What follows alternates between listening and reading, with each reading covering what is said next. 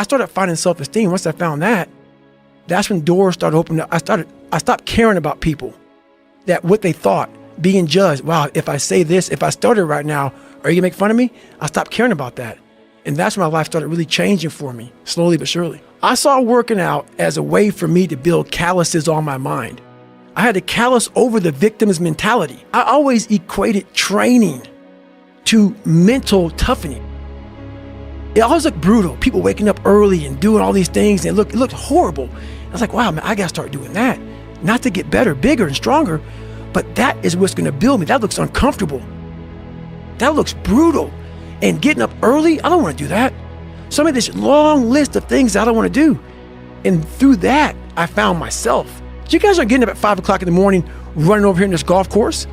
So I started seeing myself very differently than the average human being. I was like, hang on a second. I have something they don't have. And that's when I started to develop these things through working out. It was this great, never-ending work ethic. And through work ethic, I developed self-esteem.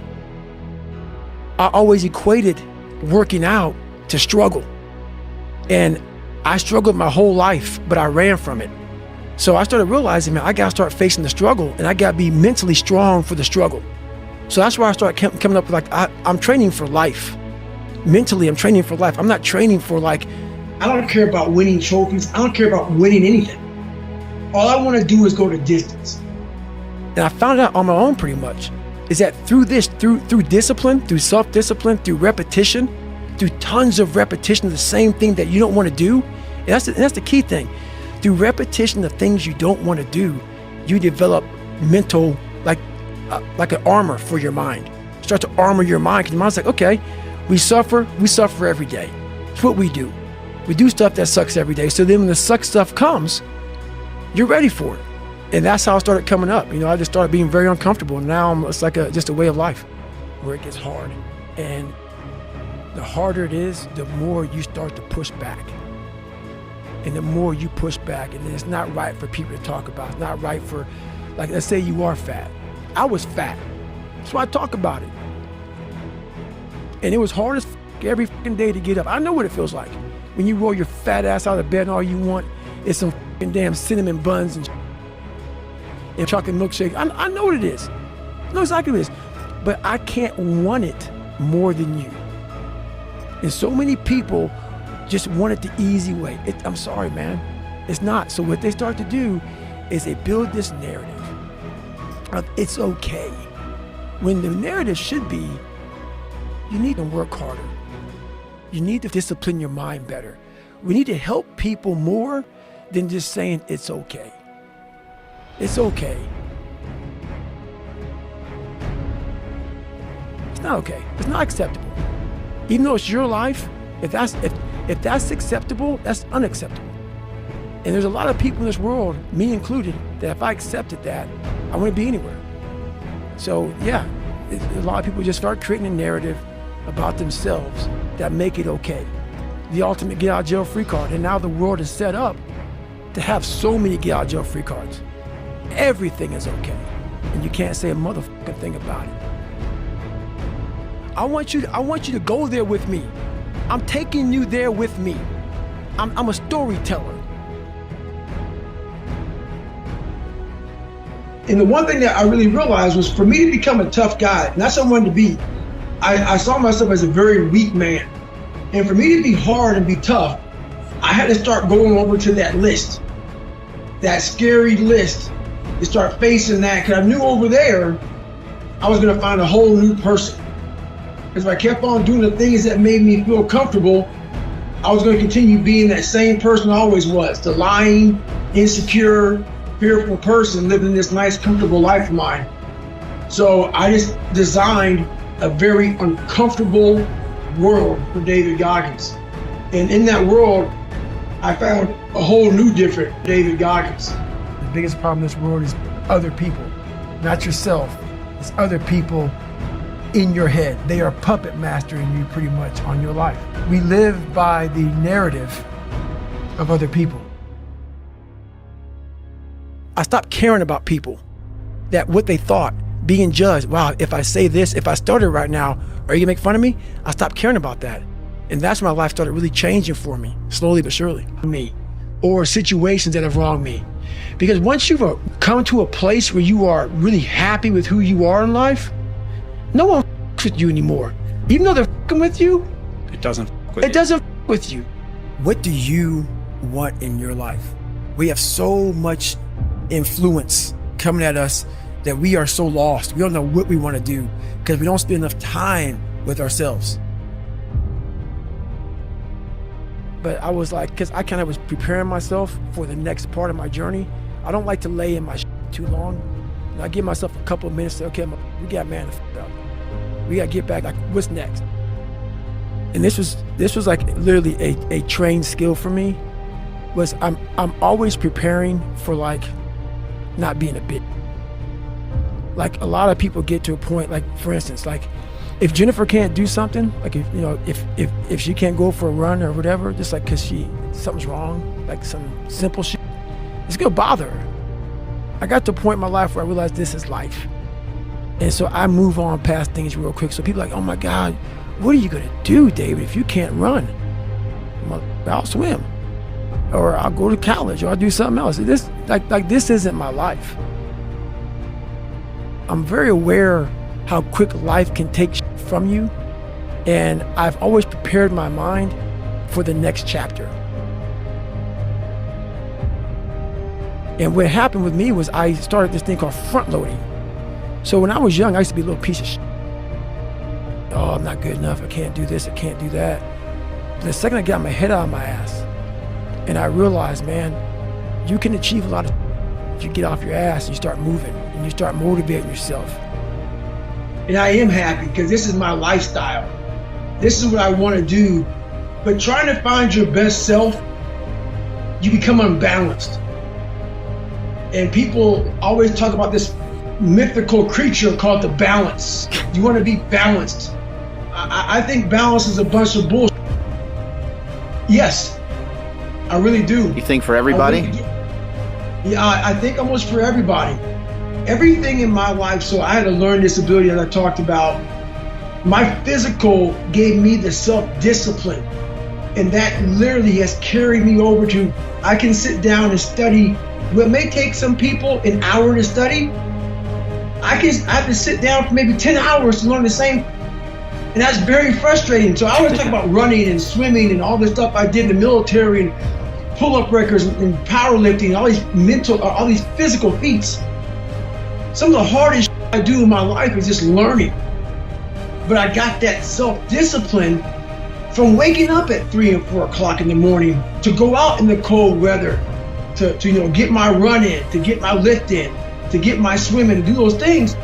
It totally transfers over to my learning. It's that self-discipline you gain from feeling good about yourself by overcoming yourself on the physical aspect of life. Thing about it, man, I talk about in my book, open-mindedness.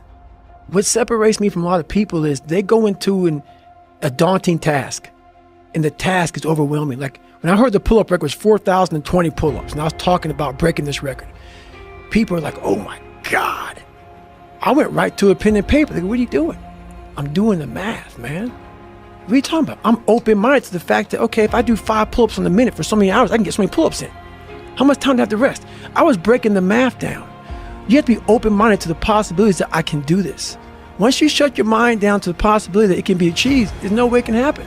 So that's why my eyes and my body light up about things, because I know that if you're in a fight, you have to attack. You have to keep attacking. The enemy has to know he is not going to give up. You must break the soul of whatever is in front of you. That's what I realized. I was never breaking the soul of anything in front of me. So that's why I came with this thing called Taking Souls in my book. I don't follow people who talk about what they used to do in life. I don't give what you used to do. I don't care that, you used to be the best. I don't care. What are you doing today? You may not be that person now, but what are you still doing to try to excel in life?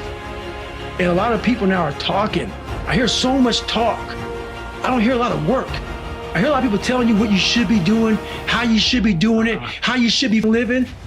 And I look at them and you're fat, you're out of shape, you look like but you're telling them how to live. No, man, I won't listen to you. There's so many people speaking this And that's what bothered me a lot in the military. There's a lot of people talking shit. I don't see the real suffering behind it, behind what you're saying. That's why I said, man, you talk with so much passion because it's a real place. It sucks to get up in the morning time. It was raining like cats and dogs. I don't want to get my shoes on and go run. But guess what? I got my shit on and ran. If you want to be great, you want to be baddest mother ever at what you do, you can be misunderstood by everybody because you're going to be so obsessed and so driven to get there. That's what it takes. It takes every second of your life. Anybody says balance? Yeah, balance is important for a lot of people. It is. But if you want to go to that edge where people do not like you, don't understand you, question everything you do, you've arrived. It's unreal how much time you waste during the day. And most of it is on these computers, phones, Instagramming back and forth, whatever the heck you call it nowadays, tweeting and texting and shit. We waste so much time on our little gadgets. It's unreal. And we talk about we have no time. Write down this one day. Everything you do, write that down, and you're like, my God, I am wasting so much time on frivolous bullshit, not even funny. If it doesn't infuriate you, it should. Because there's so much time, I can't get it in. Look at your schedule, you just wasted 7 hours today on bullshit. I mean, and you don't have an hour a day to try to get something in for yourself. I guarantee everybody can find an hour. I don't care what you believe in, doesn't matter. I'm not judging anybody. But let's say my thing is God. You get to heaven, I'm 300 pounds, I sit down, and we're sitting down just like this. You're God and I'm David. And he gives me that chart. And he says, look at this. Now look at this chart. And on the chart it has all these different things, but my name's on it. But these things aren't me. I was going to change the world. I was going to set records. I was going to be a Navy SEAL. I was going to be honored here, honored there. And I'm like, God, this isn't me. Like it says David Goggins. It says all these things. And God goes, no. That's who you were supposed to be. My biggest fear in life is that there is a final resting place in this world and you talk to something much bigger than you.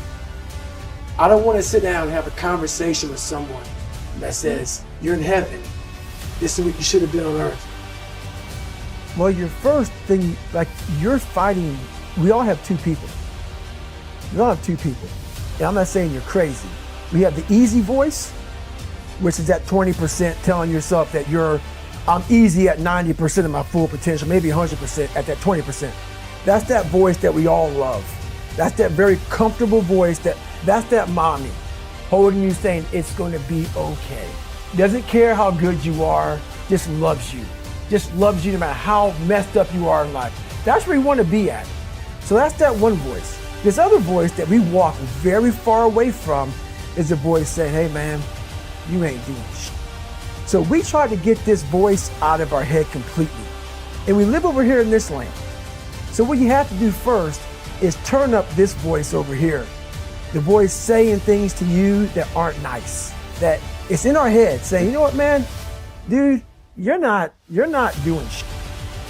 They see me now as the guy that with his shirt off who can do 4,030 pull-ups in 17 hours, who can run 205 miles in 39 hours, who can do all this crazy.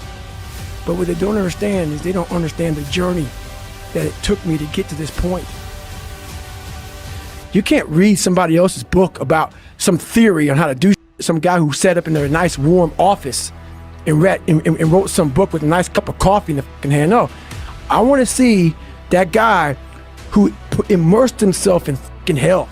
We all want to read about how we can quickly get somewhere. That's why the 6-minute abs and all sorts of powerful. You may get some results from it, but they're not permanent. You have to suffer.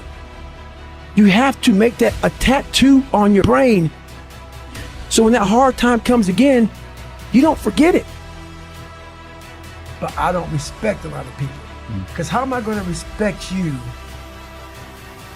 anybody, if you're not grinding every day? And I don't mean working out, getting to the gym. Really going out there and grinding. So if you don't know how I'm living my life, how am I going to respect you? So you have to be a hard worker, period, dot. You got to work your ass off. That's where I gain respect for you. So if you're working hard every day, now you have an opinion in my eyes. But if you're just a guy who talk shit and you live this life of talking shit, come on, dude. I understand one thing. You're just talking shit. But if I see you every day of your life trying to be better, every day going through all the wickets to be better, you got my attention. I respect you now. People have talent, and this is going beyond your talent. When there's no more talent, what happens to you? Most people quit. People only go to their talent level. And once their talent level is gone, it becomes a mental game. That the whole mental game sets in then. And most people can only perform to their talent. And they realize, man, why am I always messing up right here? It's because you're performing to your talent. And then after that, your mind has nothing for you. I see fighters, I see runners, I see people who they're great, but they get to the edge of their talent. It's like, man, what's up? Because you're now at the point now where your talent ain't gonna do shit for you, my friend. Now it's the mental game. And that's where people get lost in life, get lost in that next level. And that next level is found for me in the things that I do. I always fix the things on the surface. If I couldn't read and write, I learned to read and write. I would always fix these things on the surface level. And so whenever something hard would like raise its ugly head, I didn't have any kind of tools to handle it. I'm like, man, I thought I fixed this already, man. But no, I didn't go deep into the dungeon of my soul to say, okay, what is making you a quitter? What is making you a weak man? What is making you afraid? That's why I kept on quitting and going back to start, or not knowing how to get through hard times. And that's why I always tell people, I'm not a theorist. I didn't study, I didn't study a book. I literally put myself in a fire repeatedly like a sword. You put a sword in a fire repeatedly and repeatedly. If you keep on doing that, you're gonna get a nice sword. And then you keep on beating it. You gotta beat the shit out of it. And that's what I am. Yeah. I became that. I said, okay, we can't quit. We got to figure out what is wrong with you. What's going on here? So I kept on putting the sword back in the daggone fire, and I just beat it harder. And I beat it harder. Before I knew it, I started realizing, all right, man, the brain is starting to get hard. The brain is starting to get hard. My reading, my learning, my workouts, my diet. You start neglecting all of that. You neglect one of them, you can neglect all of them a long time. It's going to haunt you. When you start seeing that, my God, I haven't eaten right in a long time, haven't been sleeping right in a long time, it can only be one of those things to take you off. I'm very aware of my eating, my sleeping, my disciplines of life. And when I started to get too far away from them, it's a hard stop. And the only thing that gets me mad nowadays is that so many people die with untapped potential because they think that someone else is better than them. And they were born not with the greatest tools. You need the ability to grind your ass into a fine powder. And when you're in that fine powder, find a way to build that back up repeatedly. And it's possible. When you come from a small town, and you come from a place that a lot of people don't want to come out of it and get out of it, and all you want to do is become somebody, you've got to be able to get out and let your mind see open-mindedness. Because a small town, what it does to you is it closes your mind, completely closes your mind. Not everybody. This isn't everybody, a lot of people. You have to be able to go out there and create open-mindedness. You need space. You need space to see the world. Like a lot of racism, a lot of ignorance in the world, it comes from people not being out and seeing other things, seeing other people. That's why we judge so harshly, because our minds are so closed to the reality of life, period. And I know how to self-motivate. A lot of them don't know how to self-motivate, man. Like, we like to put the headphones on, like before the big game, and listen to the music. What did you do when the headphones come off, bro? It's you in your own mind. I know how to do that. That's the hard part, man. Do you ever listen to music when you run? Never. I'm afraid of this. I'm up here. Life made me this way here. I stutter. I have these issues with reading and writing, and I'm fat and I'm insecure. We can't live like this. We can't live in fear. We can't live in judgment. We can't be afraid of what people right now are looking at me saying about me. We cannot be afraid of that. When that alarm clock goes off at 4 or 5 in the morning, your mind says no. You just say, it's just what we do. is what we do now. Because to get to where you want to go, the amount of pain involved, I'm not saying physical, I'm not saying you got to break yourself off. The amount of mental pain of how many times you're going to have to do something that you don't want to do. We all want to read about how we can quickly get somewhere. That's why the 6-minute abs and also are so powerful. You may get some results from it, but they're not permanent. The permanent result comes from you. You have to suffer. You know, a lot of people have like teammates and like family push. My mom was struggling, bro. She was struggling. So it was like me and my mom. And so it was a lot of just me. So when you're waking up every morning by yourself, getting after it by yourself, and it's the hidden work. People see a 1-minute video of me running these fighters, they see during the fight or after the fight. They don't see what they deal with every day. I'm not good enough. I'm not good enough. I shouldn't be here. I shouldn't be here. Because every day, even though they're the best in the world, that little mother 7 or 8 years old is still in there saying, "Oh man, you don't have something. Man, we're not good enough. You shouldn't be here." So you're always fighting that motherfucker. Even though you beat it, you never truly beat it. And you get up earlier and all these things you do to start forming yourself. You're alone. You're alone. You may have a shrink you're going to. You may have a best friend you're going to. But there's 24 hours in the day where you're alone in this brain. And your brain is talking to you in all kind of ways. And it wants to control you and pull you in these different pockets. If you can't control your own brain and your brain controls you, I have this haunting voice in the back of my head. A lot of us have it. We just ignore it. And it was there for years. So I knew in the back of my mind that I could pull off this whatever I wanted. I knew I could. I knew that, but I was afraid of the work because I wasn't gifted with brains. I wasn't gifted with God-given talent as far as like athleticism. So I knew to get to where I had to go, to be on the same playing field as these men, to even try out for this program, I knew the work was going to be something that I didn't want to even attack. So I would just put it off. It haunted me. That's what I realized for myself was I wanted that comfort zone that everybody looks for, that pat on the back. They don't want to hear all the bad. They want to hear everything that they're doing right. And I realized that's what kept me in this world. That's what kept me in this world of not accomplishing anything. What I did was I became that big, bad, nasty that you don't want to walk into at nighttime. I became the roughest critic in the world on myself. And that's what changed me. I literally saw myself in the mirror.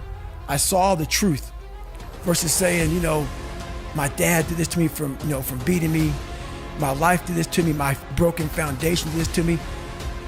I took that and said, you know what? Well, some people may help this happen, but now I have to own this. When you quit, your mind does this. Once you say, I'm not going to quit, this is the 40%. When you quit, your mind says, we're done. So it doesn't expand. There's no expansion when you quit. When you say, this sucks, I'm drowning, I'm miserable, I'm suffering, I'm broken, but I'm not going anywhere. What happens to your mind is it does this.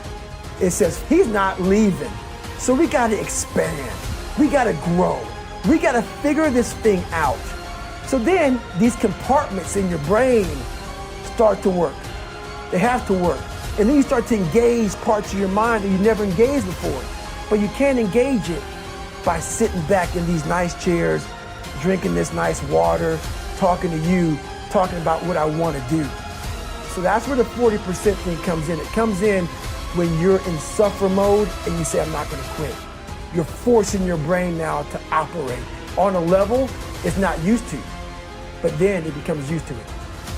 In times of need, even the hardest person forgets how badass they are. So I've been through a lot in my life. When you're going through a hard time right now, you forget all the hard time you endured. So the cookie jar is a reminder that, I can get through this hard time right now, but you gotta take a second or two to reach into the mental cookie jar you got to open up and say, okay, man, I was in 3 hell weeks and I got through 2 of them. You know, I was in Ranger School. I saw these beatings. My mom's soon-to-be husband got murdered. I saw a little kid's head get run over. All these things I endured alone. I have to remind myself of the strength and the power that I have, that it's in me. It's just a reminder of how badass you are in hard times, because, you know, we just forget that bad time consumes our mind and we forget who we are. Your brain is the most powerful weapon in the world. Once you put away your phones and your computers and all that we have nowadays, that's great. We're up to date, but your brain is the only thing you have when you're going through depression, hard times, you're going through death. Real life, you can't Google that, man. You're alone. You may have a best friend you're going to, but there's 24 hours in a day when you're alone in this brain. It's those times when even the hardest motherfuckers in the world are looking around for guidance. It's that one motherfucker. Be that one motherfucker when even you're saying to yourself, boy, this sucks. I don't want to be here right now. Be that guy who finds the courage and say, you know what, man? Let's do this. Even me right now to talk to you, I'm in the car for an hour getting pumped up because I'm a shy, introverted, leave me alone type of guy. I'm still that motherfucker who is 6 years old, you know, at a play, who can't say his line because I'm no longer stutter in front of 5 people. So I walk off the stage. That's still me. People think, oh my God, man, you're on a podcast, you look so crazy, so evil. No, I'm trying to be locked into Joe, so my mind isn't veer off saying, let's run out the damn door because people are watching me on the podcast. I want to open the damn door and get the hell out of here, man. So that's the real me. I did 101 miles in 18 hours and 56 minutes. It's the worst pain I could ever be in my life. I sat in that tub. She called my mom up. My mom was dating a doctor at the time. The doctor said, you need to get him to a hospital now. So she said, I'm taking to the doctor. I said, no, let me sit here and enjoy this pain. I never thought it was humanly possible to do what I did. I went 70 miles. And at 70 miles, I was dead. I was at 100%, what I thought was 100%. I went 31 more miles after being in the worst physical shape I've ever been in my life. It was the most amazing moment of my entire life. I had 2 heart surgeries also. So I had a hole in it. You're not supposed to have a hole in your heart and be a SEAL. So the hole was significantly large. Like how big? They say it was as big as a quarter. I'm like, how the hell is it as big as a quarter? Yeah, that's a pretty big hole in your heart. Which is amazing that you were able to do all that with a hole in your heart. That's what the doctors were saying. What's your biggest fear in life? I don't care if you believe in God or not. I don't care. Let's say you're God. And we have a big and long line of people. And I made it to heaven. 75 years old. I'm 300 pounds. I made it to heaven. I worked for Ecolab my entire life, spraying for cockroaches. That's what I did. But I'm dead. I'm in heaven now. And you are judging us all now. And I'm next in line. David Goggins. I see my name. I see all this shit. God goes, hey, read this, man. And I'm reading this list and I'm seeing 182 pounds, Navy SEAL, Ranger School, motivational speaker, changing lives. Okay, man, pull up record, all this shit. And I'm like, that's not me, man. And God looks at me and says, that's who you were supposed to be. Let's say there's 10 people in this room and we're all mediocre, but I'm the best of the mediocre people. I now think I'm great. We surround ourselves around people that make us feel great. They tell us what we want to hear. The second we put ourselves amongst the uncommon people, we don't like that feeling, that challenging feeling that of that person who's waking up at 3:30 in the morning and say, hey, push your shit on, we're going for a run. We don't like that challenge. We like that person who says, hey, you know what, man, I don't feel good today, man. And they say, oh, it's okay, brother. Take a day off, man, we'll get a pizza and watch the game. We like that. We don't want that motherfuckers like this. Hey, man, no, bro, get your shit on, man. Stop being a punk. We don't want that in our lives. We don't want that person who's constantly challenging our weaknesses. We want that person who's constantly, making us feel nice and good and secure in ours. That's the mediocrity of life. If you want to be great, you want to be the baddest mother ever at what you do, you're going to be misunderstood by everybody because you're going to be so obsessed and so driven to get there. That's what it takes. It takes every second of your life. Anybody says balance? Yeah, balance is important for a lot of people. It is. But if you want to go to that edge where people do not like you, don't understand you, question everything you do, you've arrived. Going into combat, going into war, out of the 100 men that go into war, 10 shouldn't even can be there. 80 of them are just targets. 9 do most of the fighting. 1 is a warrior. Get back to work. It's time to get back to work. Stop hearing yourself talk. Don't be on social media too much. Cut out all noise. Get back to the mental lab. because that's where the knowledge came from. These people who hate on people, I've studied them, and I gained a lot of knowledge from them, because I gained a lot of knowledge for myself when I was in that dark place. Back in the day, when I was sometimes getting bullied or in a dark place, how sometimes that would have bothered me, how I would want to clap back. I would want to be on there all day explaining myself to people. And how now I'm in a place now where I can hear it. I can actually know where it's coming from. So I don't just like listen to it and like make fun of it. I actually study it, because I was once that negative person. I was once that person who saw someone successful and didn't see how can I get there. I was like, oh, yeah, they're probably cheating, or they're probably doing this. I was that negative person because I wasn't there, and I didn't want to work to get there. It's almost like reflecting an older version of you back to yourself. 100%. Lifting weights, people don't get it, man. It's not like lifting weights.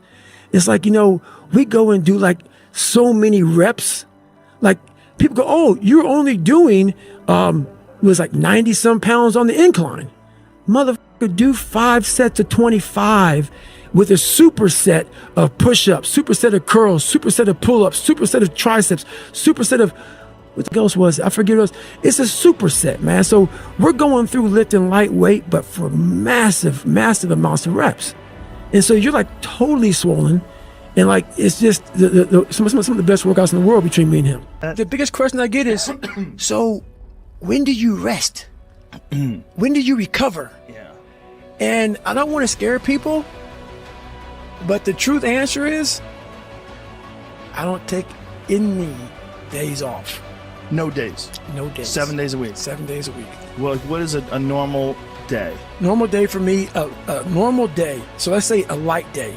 Light day. Light day is at least a 7-mile run. I will every other day, so about 4 days a week, calisthenics plus gym workout. So I don't do any gym workout without hitting pull-ups, push-ups. I call it nickels and dimes. So like 5 pull-ups, 10 push-ups, or I'll go, quarters and whatever, like it's like 25 pull-ups or in like 50 push-ups. So I have all these different things I messed up. So I will do weights with calisthenics, and every single night I stretch. That's what's disappointing for me, for other people. It's not that I want to live there. I know I can go there. And once again, I know other people can go there.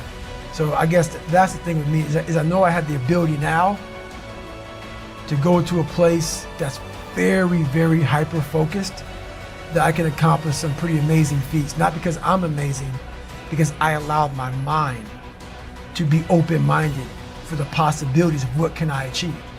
It takes the growth in your mental aspect, in your spiritual, everything grows because you start feeling better about yourself. Not many things on the planet make you feel good about yourself like getting after it, doing something that challenges you mentally and physically every day.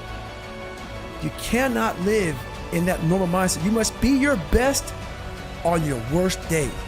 And how you do that is you cannot think of a normal mindset. Cannot have a normal mindset.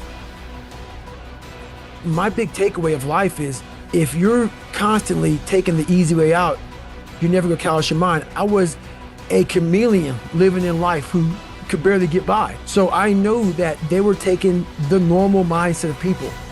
They weren't talking about the 1%ers, the people who want it like there's no tomorrow.